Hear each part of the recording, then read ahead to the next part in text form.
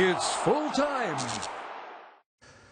Hello and welcome to Full Time, brought to you by AIA Vitality. My name is Shane Crawford and we are going straight to Queensland, up there with one of the finalist journalists the country has ever seen, Ayrton. Woolley, how are you? Come on in. Going very well, thank you, Crawford. I've just ducked out of Hollywood's for doing a bit of research there for news purposes over the last few days after the Richmond boys were there, but... what I want to know is, this afternoon. How many kebabs did you get? Yeah, look, I didn't get the 4 or the 2 lots of 2 that Sydney Stack got. A bit of nerve on him to go back a second time, even after he's had a little scuffle out the front. But I guess when you're hungry, as you often are, at 3:30 in the morning, maybe you do go back for another one. Hey, I'll tell you what, Movie World, Sea World, the kebab shop, it's going to be on the must-do list when you visit the Gold Coast. Yes, just hopefully do it without the whole of Australia knowing about it and breaching just about every rule under the sun. But let's get on to the footy so far, Crawford. It has been an interesting round, albeit just a couple of games so far. Some interesting results today in particular. Yeah, we have a look there. Port Adelaide, very good win against North Melbourne. The Saints got it done against the Hawks. It's good to see the Hawks a bit more competitive, but they had to lift after last week. And the Cats, how good are the Cats? The Bombers, extremely disappointing. Playing for a spot in the finals, playing, you know, for a bit of pride on the line up against a really good side. And the Cats just came to play. The Cats are unbelievable, really, the way they structure up. They've changed the side around quite a bit, especially over the last 2 months. And they've just got players who come in, are extremely desperate to be a part of the side, do exactly what they're told. They've got great flexibility through the middle. And Dangerfield spends a lot of time in the forward line. They've just managed themselves so well. And I'll tell you what, look out for Geelong. They just seem to be getting better and better. And when you look at it, they've got Ablett to come. They've got Selwood to come. They've got Tui, Stanley as well. They are very well placed. And I'll tell you what, behind closed doors, it's going to cause them a lot of headaches because they're in good form. They've got guys like Myers and Dalhouse in the forward line. Their midfield's functioning really well with Duncan floating through there as well with Guthrie, and it's going to be very hard to try and not upset the mix too much. But a very experienced side, doing wonderfully well. And Essendon, mate, I know you love your Bombers, but they were very, very disappointing today. They certainly were, Crawford. I know even in the first minute, Anthony McDonald tipping Woody almost summed up their day when he marked the ball 15 metres out and then tried to handball it to Irving Mosquito, who, as we know, also went on to suffer what was a suspected ACL injury. I wanted to ask you about the Bombers because they think they're not too far away from success, Crawford. They're built for the now with the way they've traded in a lot of, I guess, experienced players. Your Dylan Shields, your Jake Stringers, Adam Sard, a lot of these guys. Where are they at? I mean, how far away from success are they right now? Because it's not going to happen this year, is it? Well, no, they're definitely not going to be a part of the finals. I think they've got a pretty strong list. They've just got to be more consistent right across the board. They've dropped away a fair bit over the last couple of months. McGrath's a superstar. He wasn't playing. But look at Geelong. They had a lot of players out, but they just brought their A game. They keep that pressure, and they've been so good for such a long time, the Geelong Football Club. They need to learn a lot from them. But they've got a bit to do, Essendon. They've got to try and get some real consistency with their lineup from week to week. I know it changes a fair bit. Injuries have really hurt them. Heppel's just going at the moment, so he's obviously going to be better next year. I think they'll be okay, but they've got a lot of work to do in the off-season. I've got a couple more on the Bombers, Crawford. The concerning thing for me is the fact that Ben Rutten's almost taken over this side already. He's basically coaching his team as part of this succession plan, but it seems like the players don't really know the plan that well. Do we need to hear from Ben Rutten, do you think, in the next few weeks, as distinct from John Worsfold, so we can get an idea of what they're at least trying to do? Well, you would think John Worsfold, I know everyone's saying Ben Rutten's calling his shots, but I think John Worsfold would be over the top and making sure everything is in line with the way that he wants to unfold. So John Worsfold's the coach as we see it. Yes, it doesn't look like he's barking all the orders on match day, but I can assure you behind closed doors during the week, he would have great input into the way that he wants them to play.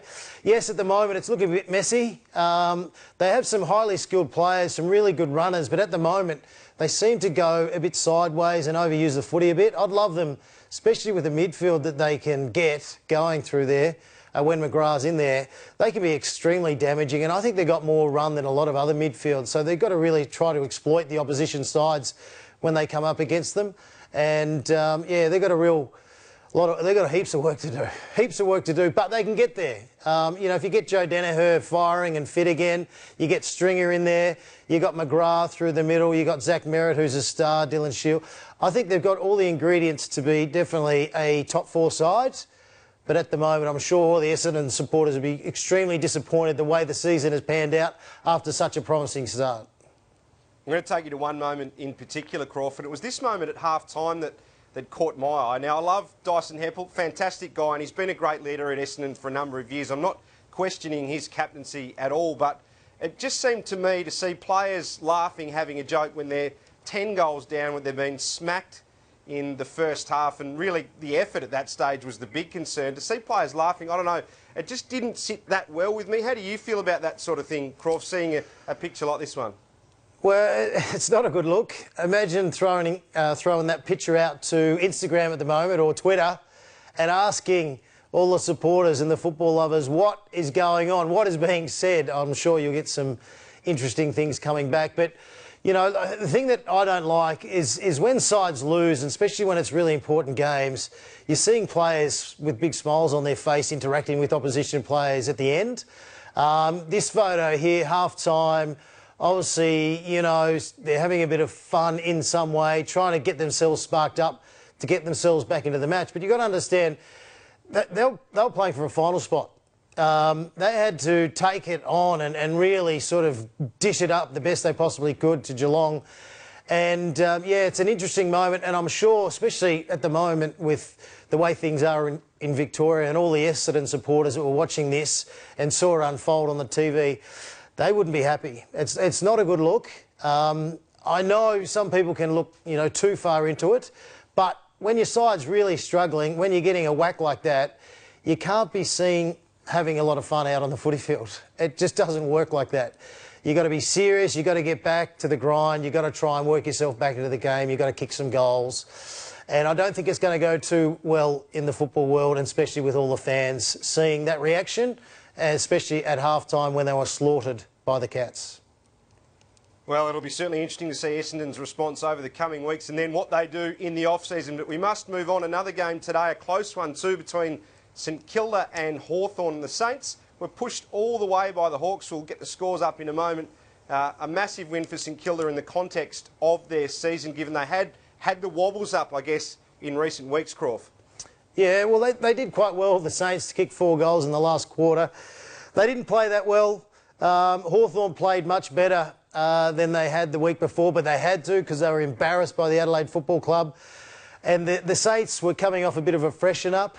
And sometimes it's just a grind, and it's all about just getting the 4 points. Don't look into their game style too much. Just just focus on getting the 4 points, giving themselves every opportunity to stay alive for the finals for 2020. And they're pretty much, unless a bit of a disaster, they've pretty much locked themselves in there to play finals this year. So it's a great effort. If I was a Saints supporter watching today, just tick it off and move on to next week. And you've got to remember they took the Demons on a few games back, and also the Brisbane Lions, and they pushed them right to the end, both those matches. Then they had a little freshen up. And sometimes it can be a bit of a grind getting yourself back going again. They would have had a real freshen up during that period. And it's not necessarily the first game back, it's the second game back you can really have a bit of a peak. So I expect the Saints to be much better next game. The Hawks, it was good to see them put up a bit of a fight, play a better style, move the ball reasonably well. But, yes, they're going to have to rework their list at the end of the year as well. Well, it was certainly a battle on the field today, and there was a little battle off the field after the game in the post-match media conference. Let's have a listen now to the reaction from Hawthorn coach Alistair Clarkson and then St Kilda coach Brett Ratton. Yeah, well, they were playing an interesting game where it's just like a game of keepies off, really, especially in the second quarter. I think they took 42 marks and kicked 1 goal. So they might be able to get away with it against us. But I don't think the method itself is going to lend itself to kicking a lot of goals. So Clarko made the comment that he thought that style of play would be interesting in big games. Didn't think it probably suited him well. Oh, well, that's his comment. We'll focus on what we can do, and maybe they could too. Yeah, really interesting there from Clarko. He's become the king of deflection, Crawf. He's questioned there whether St Kilda's game plan is going to stack up basically when it matters. It's not the first time he's had a crack at, I guess, an extra issue in the game rather than focusing on Hawthorn. Of course, it was Tom Papley last week. It was the AFL's academies and list sizes. What's going on with Clarko at the moment? Do you think he's just trying to deflect a bit of the attention away from his team? Oh, he doesn't like losing, regardless of where the list's at. He's got a lot of fight in him. Well, St Kilda did overuse the ball in the second quarter. Brett Ratton even said that. So, he didn't want the side to play like that. Got to take a bit more risk, St Kilda, when they do get it. They've got such good runners. But, Alistair Clarkson, he was wrong early in the year with Geelong. He said they're not that good. Whereas you look now, Geelong are the best side in the competition. They're unbelievable. So you can get it wrong as a coach. But I like that. I like the honesty. I like coaches, just showing they've got a bit of fight in them. And it's been a very tough year for the Hawks. So I'm not too fussed with that. And I agree with Brett Ratton also that, Hawthorn, just concentrate on yourselves, rework the list, find a way to get yourself back up the ladder. And St Kilda, it's been a great year for the Saints. They've brought in a lot of new players. They've blended really well. Yes, they haven't won a few matches over the last few weeks, but they've been close. And I reckon if they can just find that extra gear, get themselves going, take the ball on through the middle a bit more and really link up with the run that they have, who knows? They can win a final and give a lot of happiness, especially to all those Saints supporters in Victoria.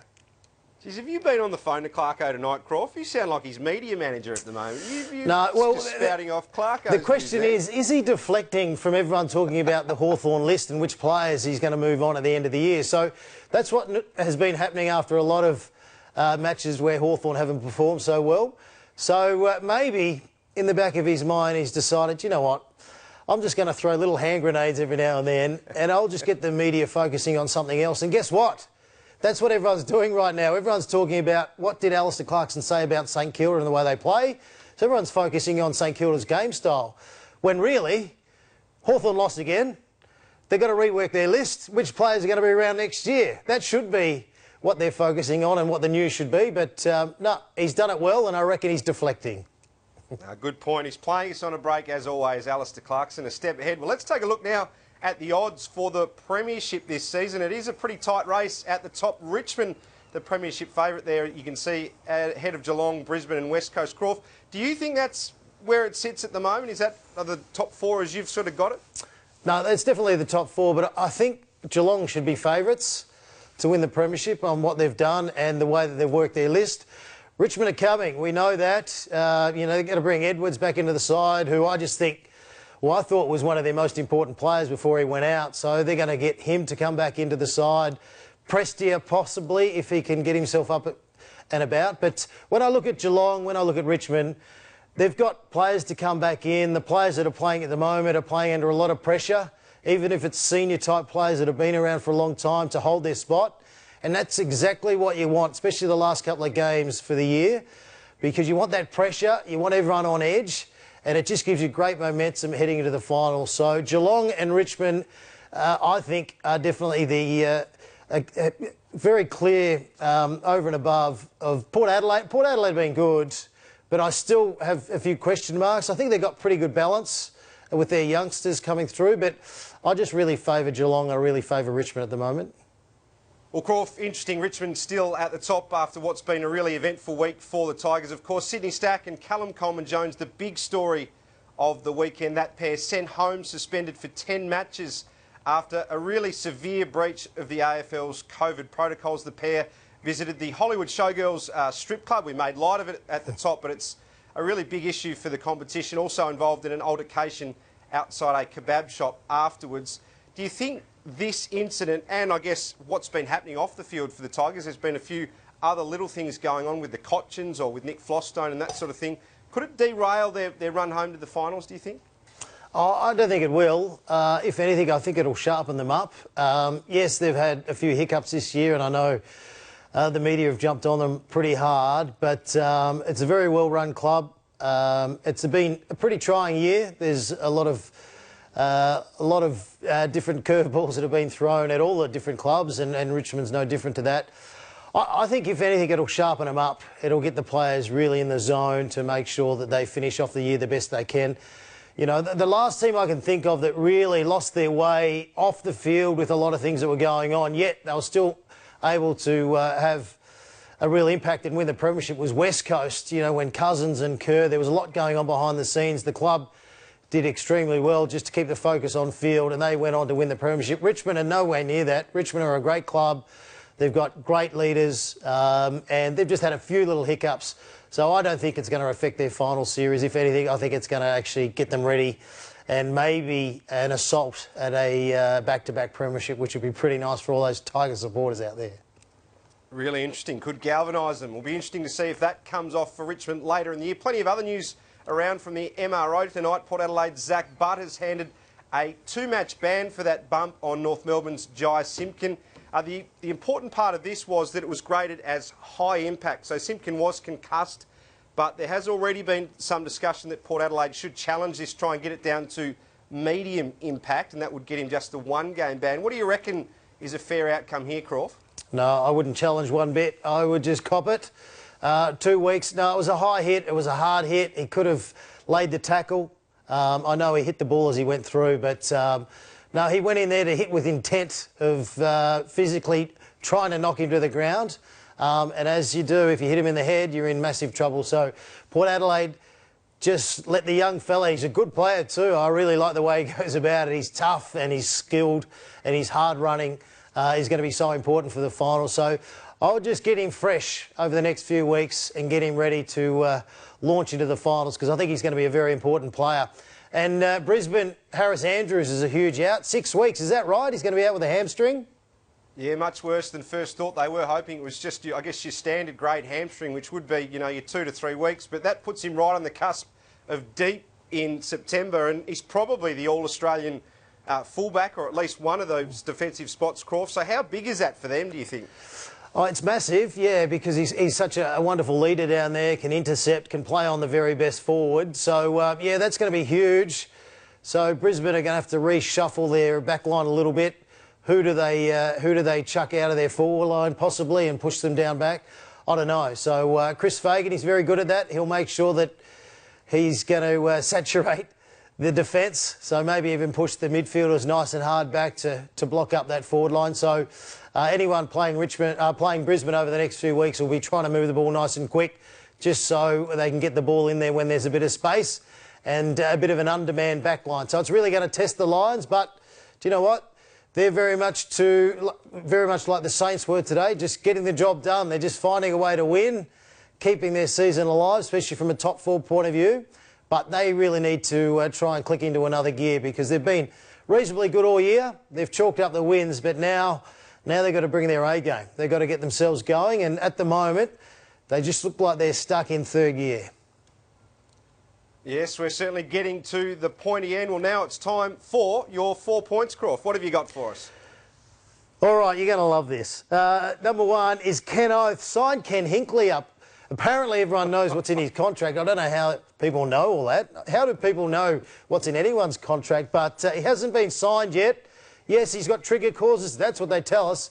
But lock him away. The players love him, and Port Adelaide are airborne.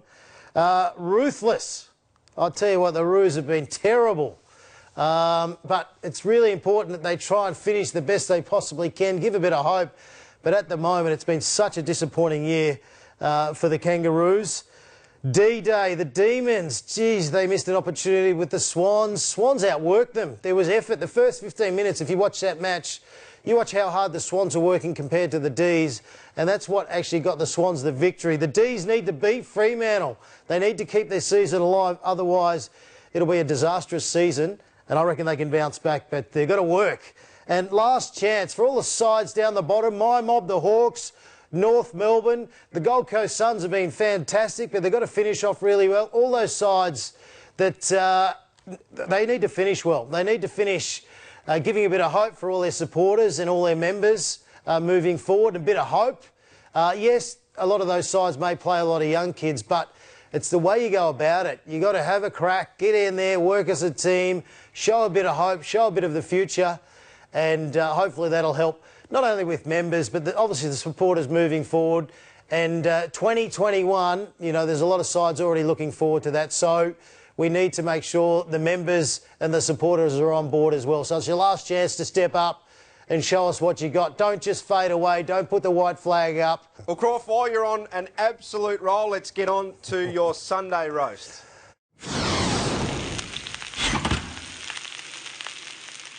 All right, I could really rip in here, but I'm not going to. I'm going to be very calm, collected, because Victoria today, we didn't have great news about lockdown. We didn't have great news about Cox Plate Day and Grand Final Day, where we're told we're going to be stuck in our own house, on our own, taking it on, not with friends and family, not going to the games, not having those social events. And do you know what? It hurts. It's a tough time, especially for Victorians at the moment, being locked away. So, my message is, I'm not going to roast anyone. I'm not going to blame anyone. I'm going to just say, not good news. We are not happy with that. We need to make sure we look after friends and family and we look out for others, because do you know what? It's not good news. We've got to get on with it. We've got to find a way forward. We keep saying we're all in this together, but we're not. Okay, we're all in it by ourselves. So we've got to get around each other, show a bit of love, and get on the phone and check in with everyone. It's going to be a different a grand final like we've never seen before, especially for Victorians.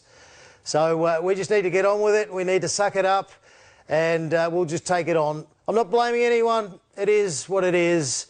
But the sooner we can move on, the better for all of us. And I do want to say this, and I know they'll beep it out. Corona. Yes. All right. All the very best, Ayrton.